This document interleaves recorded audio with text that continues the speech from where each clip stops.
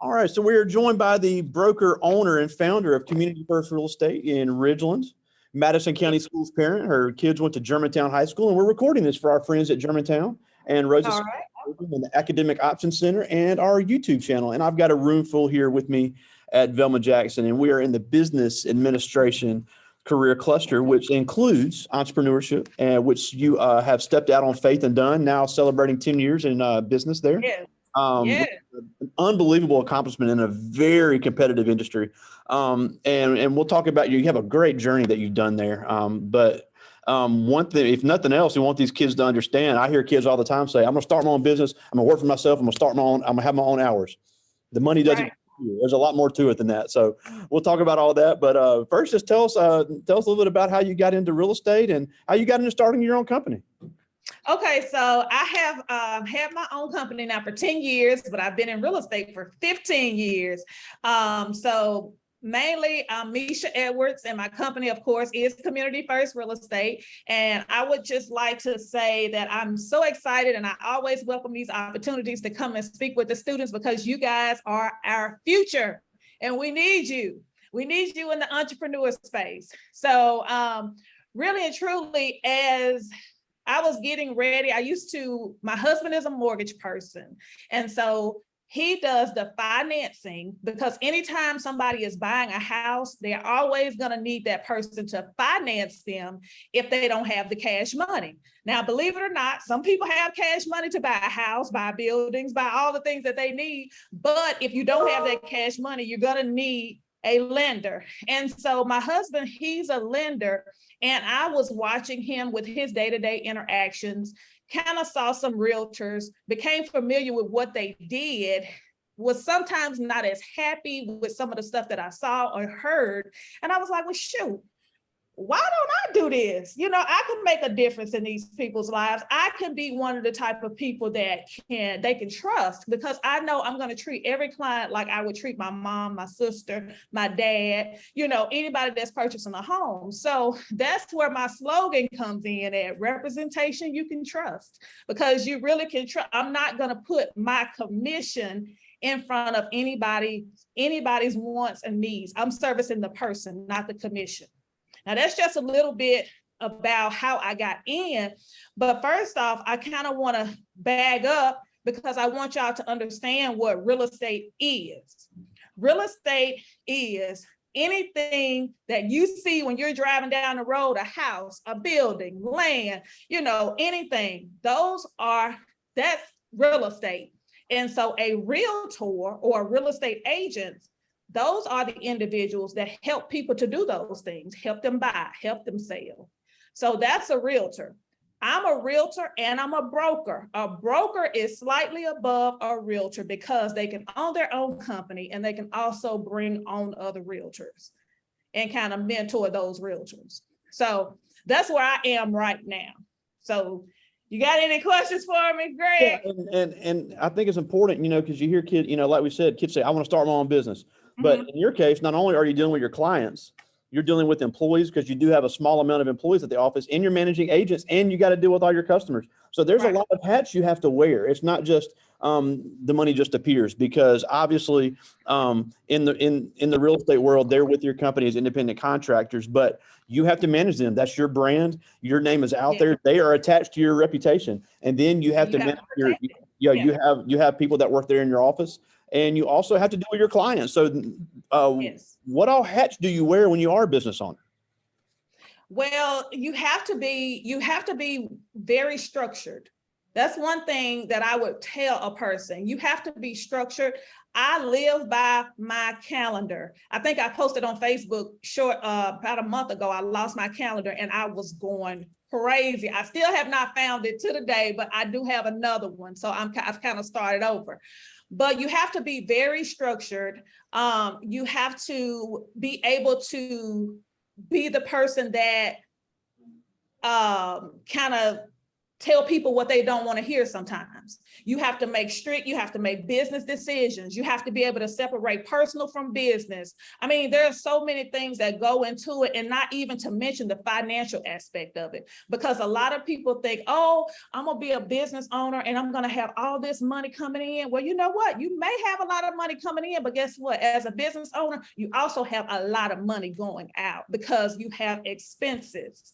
And then, like with me, I have marketing expenses. I have an office expense. I have tax expenses. I have employee taxes. I have an employee that I have to pay. So you have all these things that's going out. A person can look at what you're doing and see clear to close or close and say, oh, she's doing it. Yeah, she's doing it, but she's also paying.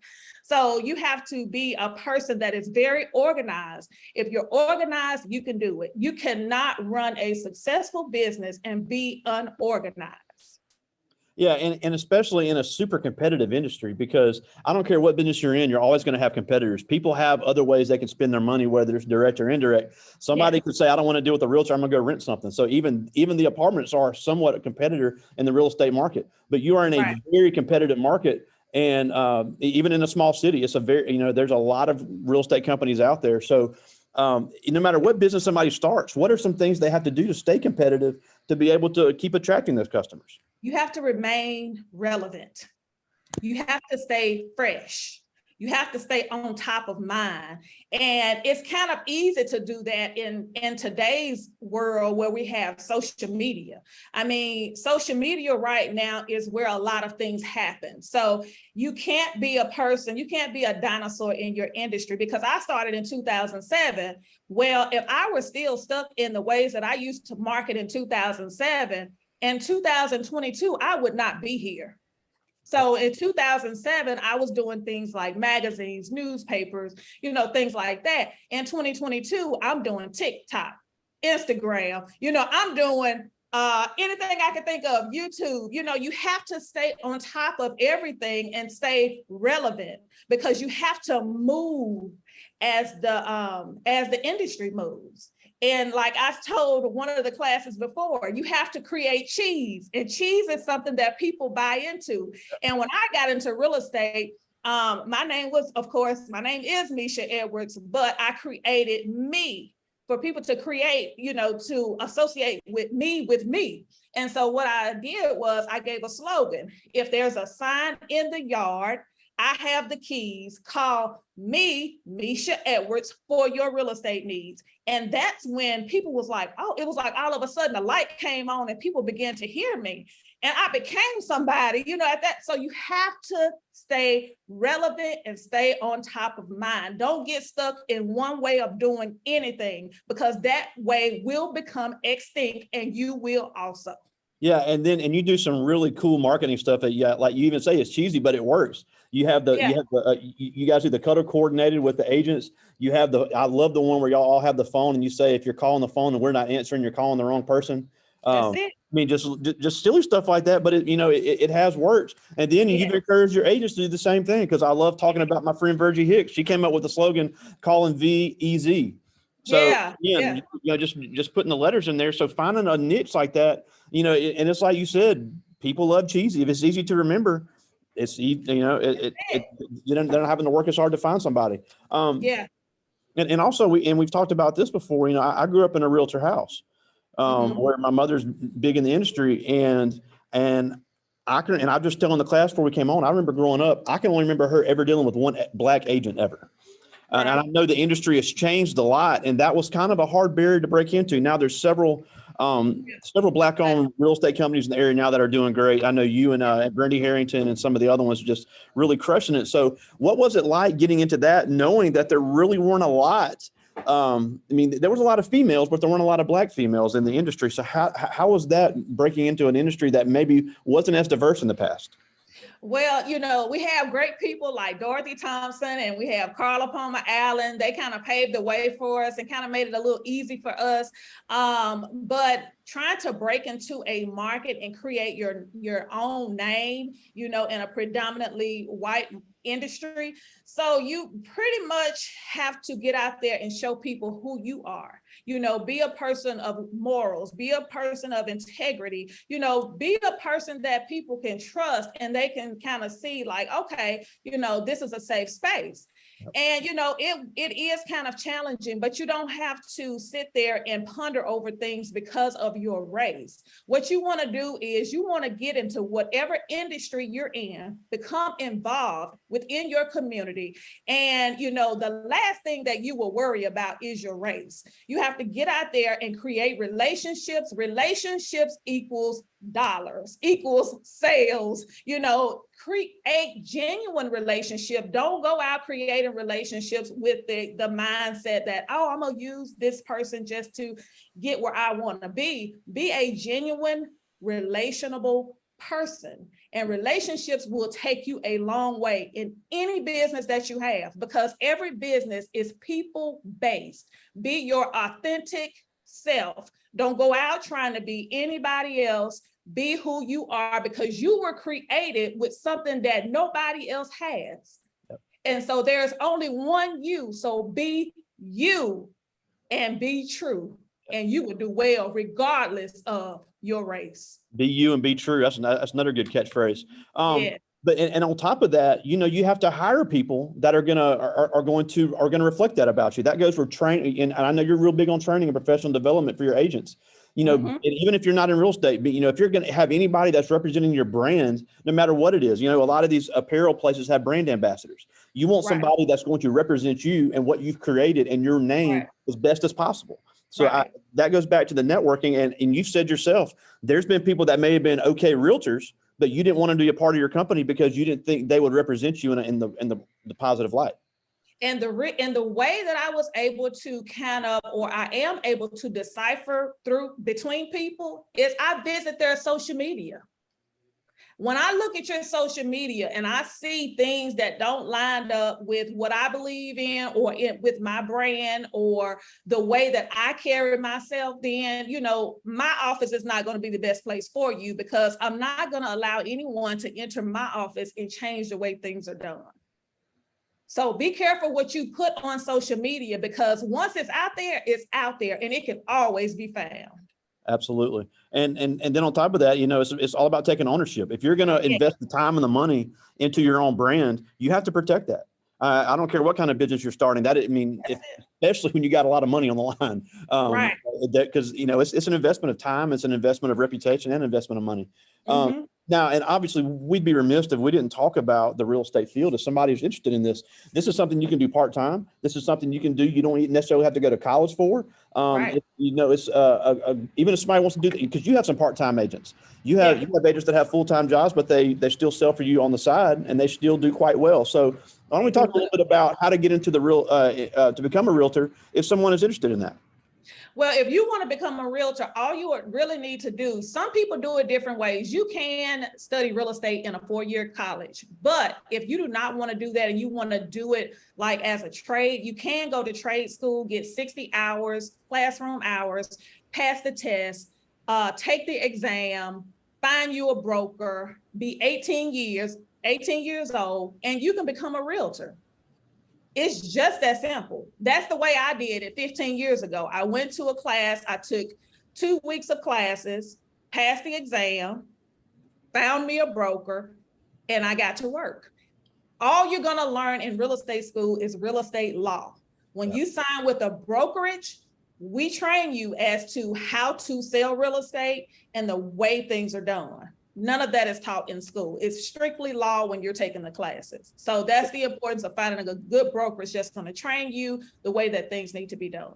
Yeah, and if anybody's interested in the classes, I can get them in touch with that. That's my mom's wheelhouse. But one thing she really talks about in these classes, and I think it's important for people to understand, if you're a person that has to be told what to do all the time, and you're a person, you know, I'm really good at following directions, that's true, and you can be a good employee somewhere. But a realtor in the real estate business is very initiative driven.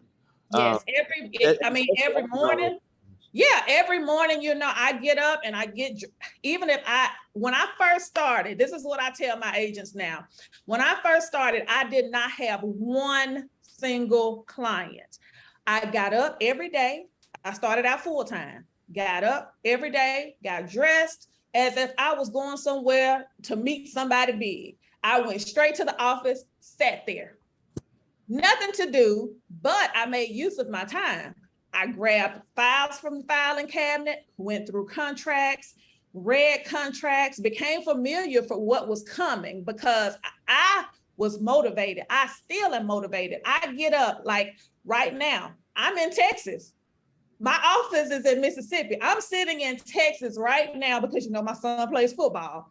So I'm here, I'm up, I'm dressed, and I'm prepared for work. I can do many of things from where I am pertaining to real estate.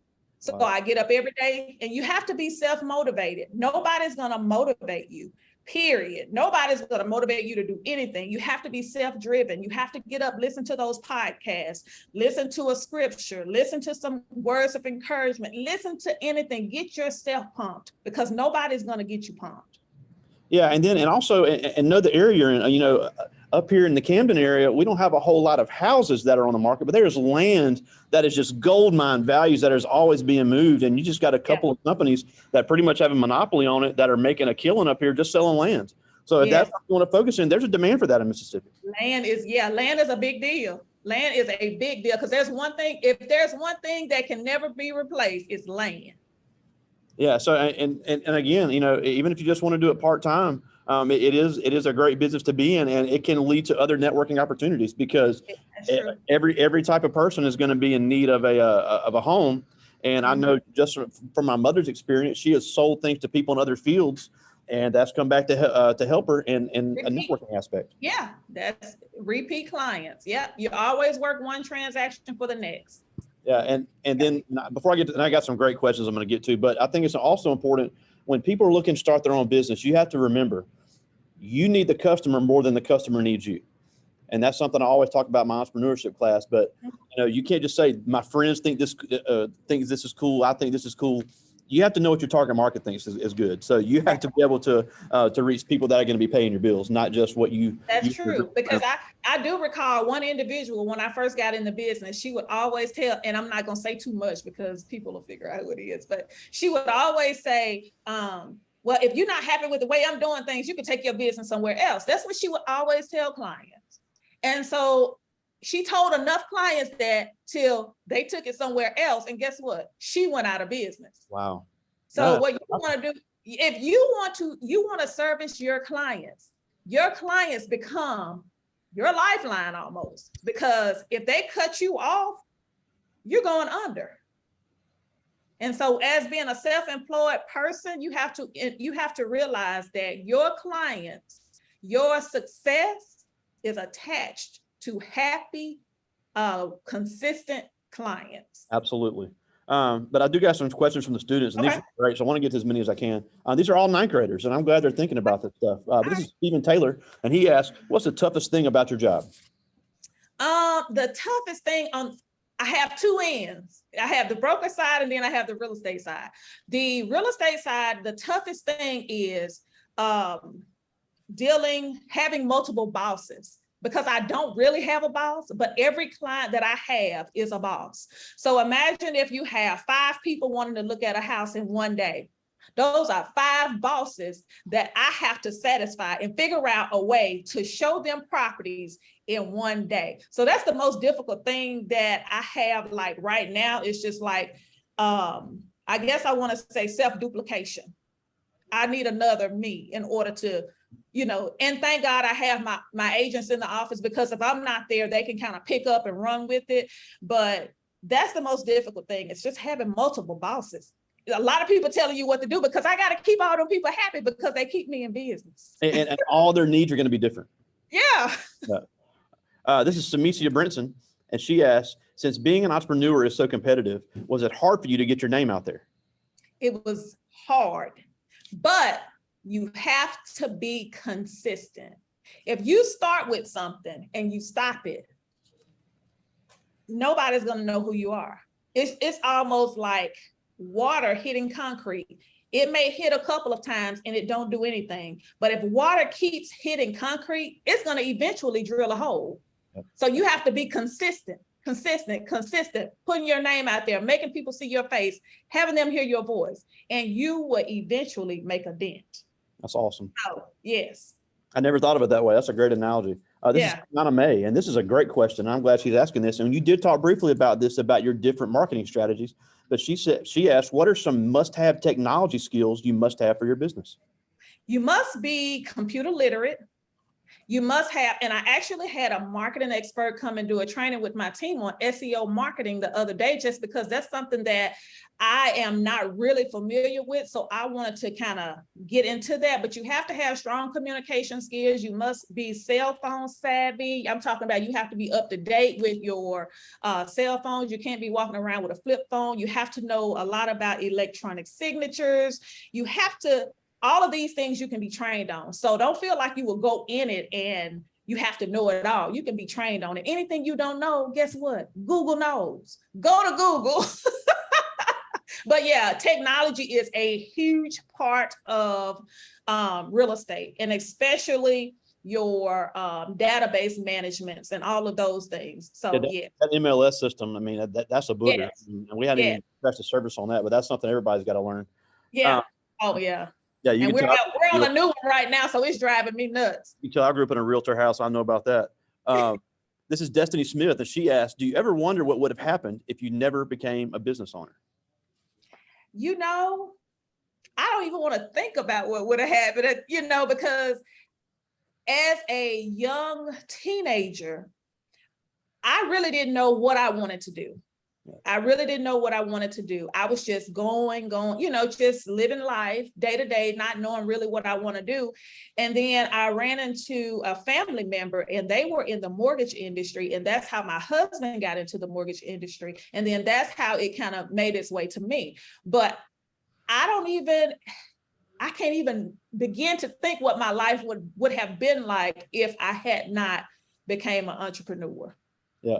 I mean, and you can be a successful employee, but it's a whole different bag of tricks when you. Oh yeah. Oh, I was a great employee. There's nothing wrong with that, but you know, there's nothing wrong with that. I was a great employee. And you know what, if I can run into myself as an employee, you know, I would love it. Love it. That's awesome. But I think you can learn a lot of entrepreneurial skills starting out as an employee. So it's, you know, a lot of things that I learned working where I was working, I carried over into my real estate business. The way that I do emails, the way that I do memos, the way that I handle my office, I learned by being an employee.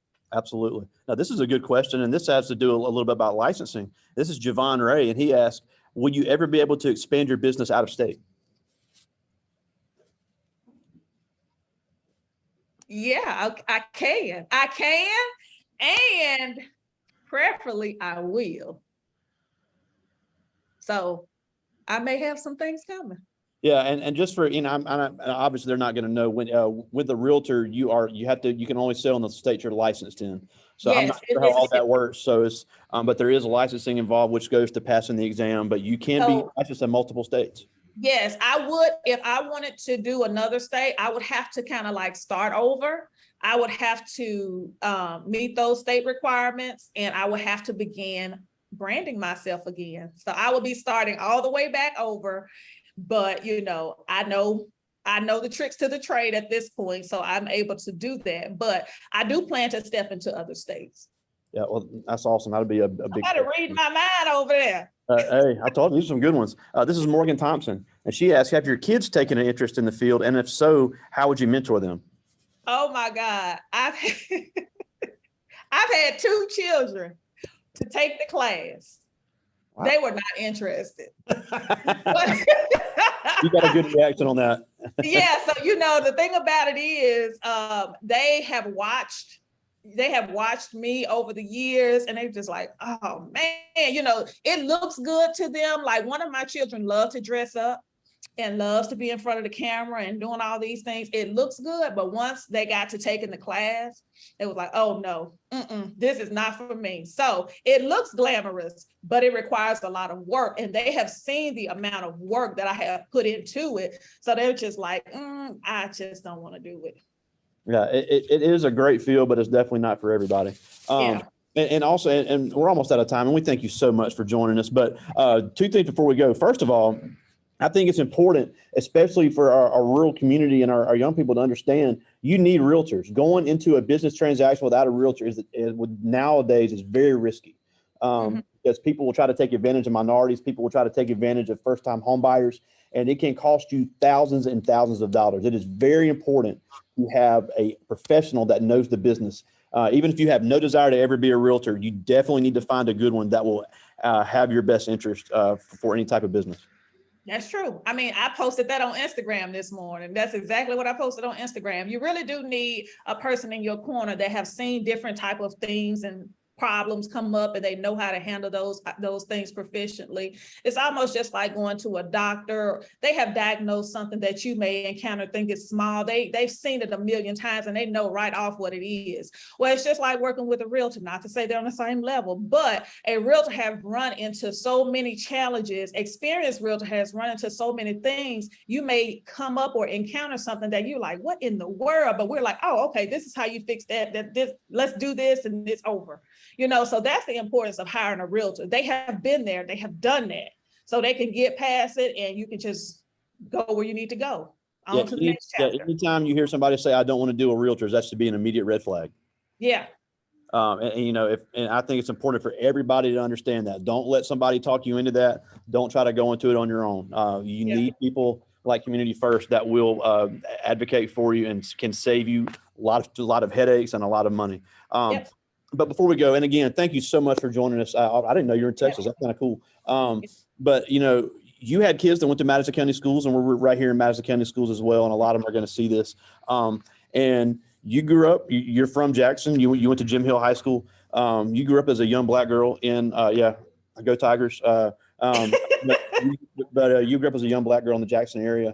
And you had kids that came through this same school system, and you've done some amazing things. So, even if these kids don't want to own their own business, even if they want to own their business and don't want to be in real estate, what can they do now to be as successful as a young Black professional like yourself? Well, all they really have to do is make up their mind. Make up your mind. Tap into what is natural to you. Or do you have natural design instinct? Do you have natural abilities to do hair? Tap into what you are naturally good at. That's normally your it. Yep. So if you're looking to expand and become a business owner, tap into that inner thing that you have that nobody else has and pursue that.